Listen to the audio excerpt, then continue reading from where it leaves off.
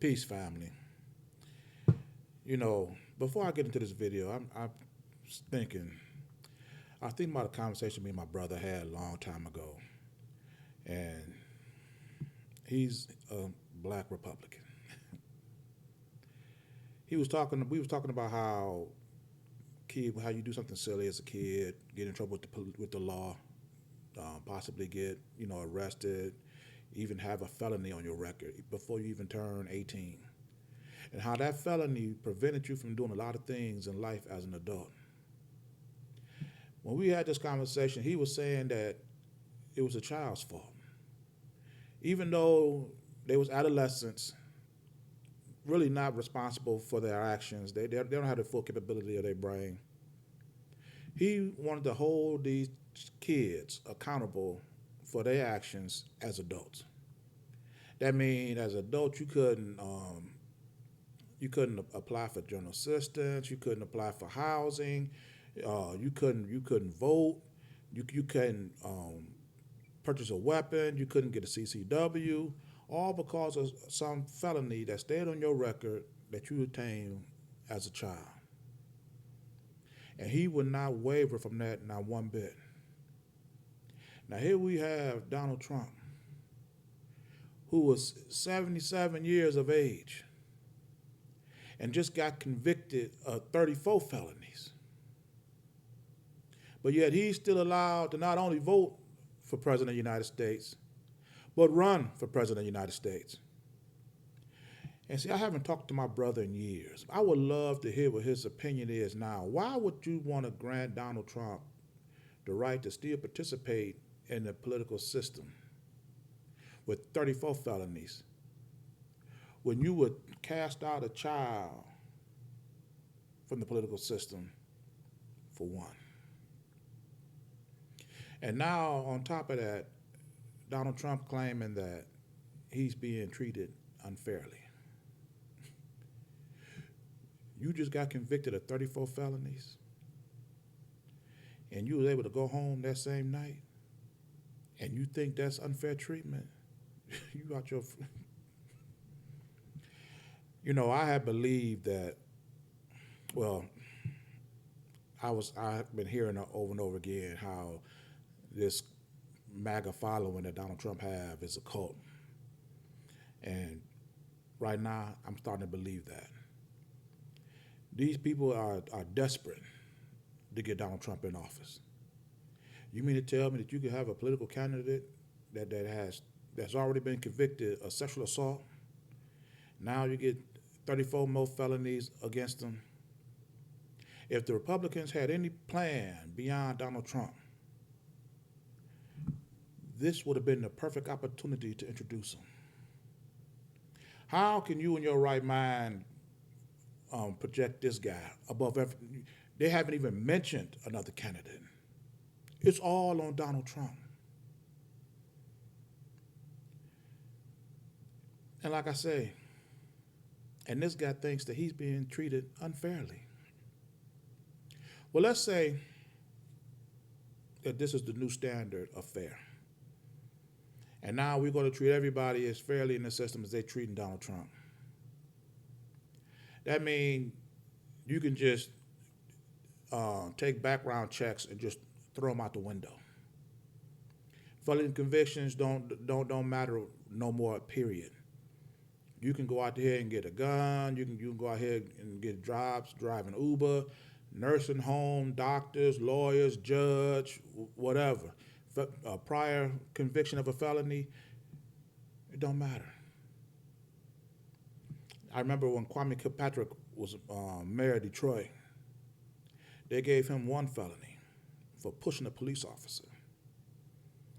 And not only when he got that felony, that prohibited him from being a lawyer. So not only did they lock him up in jail for so-called fraud in the city of Detroit, but they robbed him of his ability to work, to pay off the loan, to pay off the debt that he owed the city. He could no longer be a lawyer because of one felony. And it didn't matter which one it was. All he had to have was just one. What would this country look like If the treatment that Donald Trump has gotten that he considered unfair be considered fair for everybody in this country. Ladies, would you feel comfortable going to your doctor knowing that his prior history was irrelevant, whether he had felonies or not? Would you want to work in a pharmacy, a bank, send your grandmother or mother into a nursing home, not and nobody do a criminal background check no more because we trying to treat everybody as fairly as Donald Trump? And the thing is this: it's Donald Trump said the one thing that he did say that made me interested was he was talking about how the real judgment is going to come November 5th when the people have a chance to vote for him. So, like I say, not only did this guy convicted of 34 felonies, he still expect to run for president of the United States. And let's say that he do get in, and Republicans are offering no other alternative. This man is desperate. These people are desperate to get Donald Trump in there to do what? I recently found out that two of the United States Supreme Court justices was looking to retire. But they don't want to retire up under a Democratic president because they want to wait until a Republican president get in office so they can be replaced by a Republican. Because they know Joe Biden is going to put two Democratic or liberal judges in their place. Can you imagine what will happen if Donald Trump gets reelected and he gets to replace two senior Supreme Court justices with two young ones? The bottom line is this: the Republicans wouldn't have to win another candidate for president of the United States in our lifetime. It's already five Republican Supreme Court justices on the bench now. And you replace two senior judges with two younger ones, you will have the United States Supreme Court and any other court systems that Donald Trump will be able to appoint during this presidency. And Republicans will never have to win another election. Do you know how much power and authority you could have if you could be able to line and stack the courts? When Barack Obama was in office before, Mitch McConnell blocked every judicial appointment that he had. Donald Trump appointed over 100 judges in the courts. And Mitch McConnell was laughing and giggling because he was the one that was saying that how he made sure that Barack didn't appoint not one judge. And now you want to put this guy back in office?